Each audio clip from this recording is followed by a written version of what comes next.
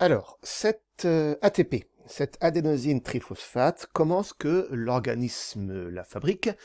Comment est-ce qu'il est renouvelé? Au total, au repos, dans votre organisme, vous avez à peu près une quantité d'ATP équivalent à 120 à 190,3 mol, qui correspond à une quantité d'énergie de 5,1 à 7,5 kJ. Ok, à quoi ça correspond ça?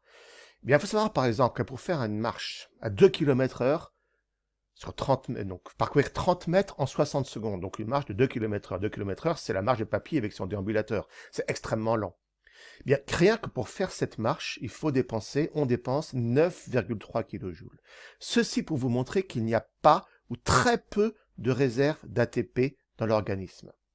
Les réserves d'ATP que vous avez dans l'organisme ne permettent même pas de marcher sur 30 mètres en 60 secondes. D'accord? Donc ça veut dire qu'en permanence, il doit y avoir nécessité de refabriquer, de resynthétiser de l'ATP. Et ce sont ces mécanismes de synthèse d'ATP qu'on va voir ici. On va voir qu'il y a 3 grands mécanismes. Attention, c'est un peu compliqué, donc prenez bien des notes, structurez bien votre cours. Ce sont des choses de biochimie, on va rester à un niveau de base. Ceux qui l'an prochain continueront à faire de la SVT iront beaucoup plus loin que ça, notamment ceux qui feront médecine ou ceux qui feront STAPS. Mais nous, on va donner les grands points de base. Alors, il faut donc régénérer cet ATP. On a vu précédemment que l'hydrolyse de l'ATP, donc la rupture de cette liaison phosphate-phosphate, libère de l'énergie et que cette énergie, c'est celle qui sert au travail cellulaire.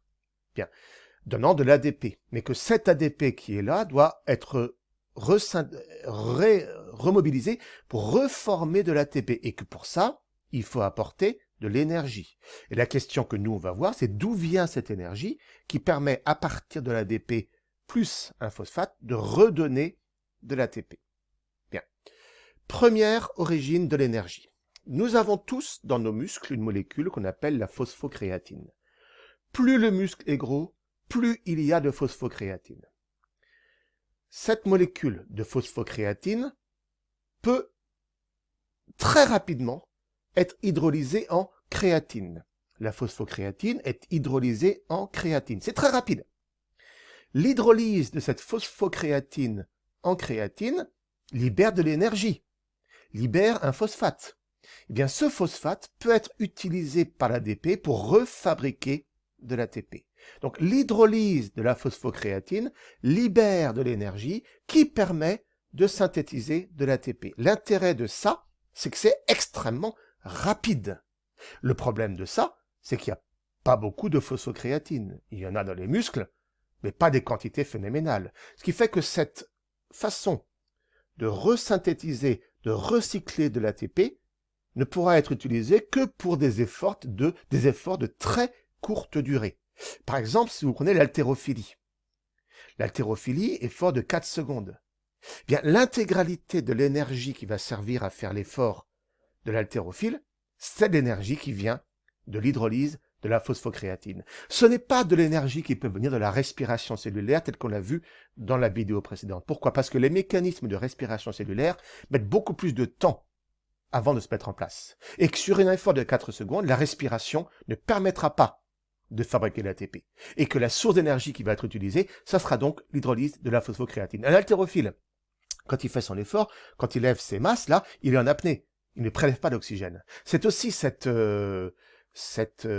phosphocréatine qui va être utilisée essentiellement lors d'un 100 mètres. Un 100 mètres en 10 secondes, d'accord? Ce n'est pas la respiration cellulaire qui va se mettre en place pour apporter l'énergie. Ça va être la phosphocréatine, plus la fermentation, ça on verra après. C'est pour ça qu'un sportif qui fait un effort violent, bref, soudain, l'haltérophile ou le sprinter de 100 mètres, c'est quelqu'un qui est extrêmement musclé.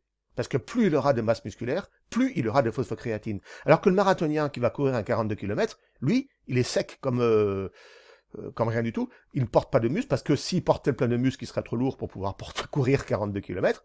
Et qu'en plus, vu l'effort qu'il fait sur 42 km, l'énergie qu'il va utiliser viendra directement de la respiration. Vous voyez ici, par exemple, quelqu'un qui fait du ski de fond pendant 5 heures, eh bien, l'essentiel de l'énergie lui est apporté par la voie, ce qu'on appelle aérobie, la voie de la respiration. Et vous voyez qu'il y a une autre voie possible qu'on va étudier après, qui est la voie de la fermentation, voie anaérobie. D'accord? Donc en fait, j'ai trois sources possibles, trois moyens possibles de renouveler l'ATP dans l'organisme, ça c'est très important. La phosphocréatine, on vient de la voir, effort bref, violent, intense. La voie anaérobie, la fermentation, on la verra juste après, et la voie aérobie, la respiration, pour les efforts de plus longue durée. Le sportif qui fait un effort bref, intense, comme l'haltérophile, comme le sprinter de 100 mètres, va utiliser la phosphocréatine pour régénérer son ATP, d'où l'importance pour lui d'avoir une masse musculaire développée, puisque plus il aura de muscles, plus il aura de phosphocréatine. Bien. La deuxième voie, donc plus lente de synthèse d'ATP, c'est la fermentation. Qu'est-ce que c'est que la fermentation? Dans la région, on la connaît bien par rapport à la fermentation alcoolique. C'est le même type de fermentation qu'on aura dans le corps, mais qui ne sera pas une fermentation alcoolique. Vous avez un nutriment de base qui est le glucose. Dans ce glucose, de l'énergie potentielle. C'est ce glucose qui va être utilisé lors de la respiration. On verra après. C'est aussi ce glucose qui va être utilisé lors de la fermentation. Sauf que lors de la fermentation, en l'absence de dioxygène, seule une partie de l'énergie contenue dans le glucose va être utilisée pour fabriquer de l'ATP. Une molécule de glucose, lors de la fermentation, va permettre de fabriquer 2 molécules d'ATP, ce qui est très peu. Et toute l'énergie contenue dans le glucose n'est pas utilisée, ce qui fait qu'il reste à la fin un résidu qui contient de l'énergie potentielle. Ce résidu, c'est l'alcool dans le cas de la fermentation alcoolique. C'est l'acide lactique dans le cas de la fermentation lactique qui se déroule dans l'organisme. Comment ça fonctionne, cette fermentation? On part d'une molécule de glucose. Cette molécule de glucose va être oxydée. Ah, attention! Oxydation, réduction, des choses que vous avez vues en physique-chimie. Ceux qui n'ont pas fait physique-chimie, il va falloir le réintégrer. Fondamental, notion clé. Il y a oxydation lorsqu'il y a perte d'électrons. Notez-le, gravez-le, enregistrez-le. Il y a réduction lorsqu'il y a gain d'électrons. Un oxydant, c'est une espèce chimique qui va être capable de gagner des électrons. Un réducteur, c'est une espèce chimique qui va être capable de céder des électrons. Il ne peut pas y avoir oxydation si en parallèle, il n'y a pas réduction. Les électrons ne se déplacent pas comme ça, de manière libre dans l'organisme. Donc l'oxydation et la réduction sont couplés. Il y a un oxydant, il y a un réducteur. L'oxydant gagne des électrons, d'accord, va donner le réducteur. Alors, dans mon cas présent, comment ça va se passer? Le glucose va être oxydé, donc il va libérer, il va céder des électrons, et des protons d'ailleurs. Le glucose va être oxydé en acide pyruvique, en 2 molécules d'acide pyruvique, C6, 2C3. D'accord? Le glucose est oxydé en acide pyruvique. Si j'ai oxydation en parallèle, j'ai forcément réduction. Eh bien, vous avez dans l'organisme, dans vos cellules, des molécules que j'ai ici abrégées en R. Pourquoi R? D'accord? Parce que R comme réduction, parce que cette molécule a un nom, mais beaucoup trop compliqué pour ce que vous avez à savoir. Ça s'appelle la nicotinamide adénosine dinucléotide phosphate. On s'en fout, c'est pas, vous n'allez pas le connaître. On va dire juste que dans l'organisme, il existe des molécules susceptibles de récupérer les électrons et les protons libérés par l'oxydation du glucose. Cette molécule R va donc être réduite en RH2. D'accord? Lorsque j'ai oxydation, j'ai en parallèle une réduction. Alors je vois déjà les regards effarouchés, les questions se poser, monsieur je comprends rien, il n'y a pas à comprendre.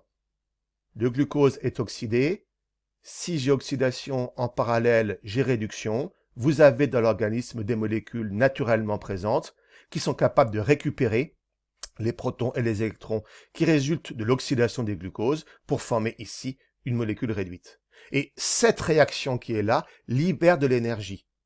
Donc je vais avoir en parallèle 2 ATP qui vont être fabriqués.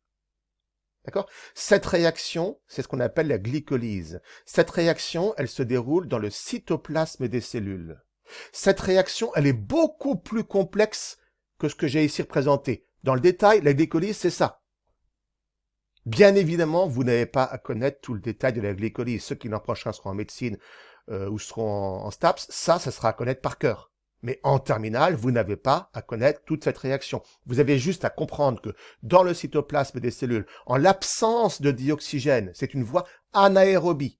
En absence d'oxygène, anaérobie sans dioxygène. Eh bien, l'oxydation du glucose et en parallèle, la réduction d'une molécule naturellement présente dans le cytoplasme va permettre la synthèse de 2 ATP. Le problème, c'est que si on s'arrête là, c'est pas possible, on pourra pas aller loin. Pourquoi? Parce qu'il y a un moment où cette molécule R, il n'y en aura plus. Il va donc falloir oxyder cette molécule RH2 qui est là pour redonner la molécule R. Parce que pour l'instant, l'acide lactique qui apparaît dans le cas de la fermentation lactique, je ne l'ai pas. Eh bien, il se passe la chose suivante. L'acide pyruvique qui a été formé ici va être réduit en acide lactique. S'il y a réduction de l'acide pyruvique en acide lactique, en parallèle, j'aurai oxydation de RH2 en R. Donc là, j'ai oxydation du glucose en acide pyruvique, donc réduction du composé R en RH2. Puis, l'acide pyruvique va être réduit en acide lactique. Donc en parallèle, j'ai oxydation du RH2 en R. Voilà, j'ai recyclé ici mon composé R, ce qui fait que de nouveau, je pourrais avoir oxydation du glucose et on continue comme ça, donc je peux avoir à chaque instant synthèse ATP. Le seul problème, c'est que 2 ATP, c'est pas beaucoup, et que j'ai un déchet qui ici s'accumule, qui est l'acide lactique, à l'origine des crampes, par exemple. Ce qui veut dire que quelqu'un qui va... C'est-à-dire que... Ça veut dire quoi tout ceci? Ça veut dire que en l'absence de dioxygène, on peut vivre. Pas nous, mais en absence de dioxygène, nos muscles peuvent fonctionner. En l'absence de dioxygène, un certain nombre d'organismes peuvent vivre. Mais forcément, leur activité sera limitée parce que la quantité d'énergie qui va être libérée par cette oxydation est une quantité d'énergie relativement faible et produit une molécule, un déchet qui peut être problématique pour l'organisme, qui est l'acide lactique. Si on revient à ce tableau de départ, c'est pas celui-ci. Si on revient à ce tableau de départ qui est là, voilà. Vous voyez, quelqu'un qui fait un 1500 mètres, par exemple, eh bien, tout ce qui est en bleu ici, c'est l'énergie qui est produite par fermentation. Quelqu'un qui fait un 400 mètres, il y a peu d'énergie produite par respiration, par la voie aérobie. Il y a beaucoup d'énergie produite par fermentation. Ce qui fait que quelqu'un qui court un 400 mètres va produire beaucoup d'acide lactique. C'est pour ça que quelqu'un qui fait un 400 mètres, lorsqu'il a fini sa course, il y a nécessité pour lui de faire un long moment de petit footing, de façon à ce que l'organisme soit capable d'éliminer progressivement cet acide lactique pour que celui-ci ne perdure pas, ne reste pas dans les muscles, sinon courbatures et crampes à venir. D'accord? L'acide lactique, c'est la conséquence de la fermentation du glucose. Et j'ai fermentation de ce glucose parce que quand je n'ai pas assez d'oxygène, l'organisme va quand même avoir besoin d'énergie et que cette énergie qu'il va avoir besoin va venir de ces processus de fermentation lactique qu'on a ici donc abordés. D'accord? Ça, c'est très important à comprendre. Okay? Vous n'avez pas à connaître le détail des réactions chimiques, mais ce schéma qui est là, la production d'acide lactique et cette succession d'oxydation et de réduction, il faut le connaître. La définition d'oxydation, de réduction, il faut les connaître.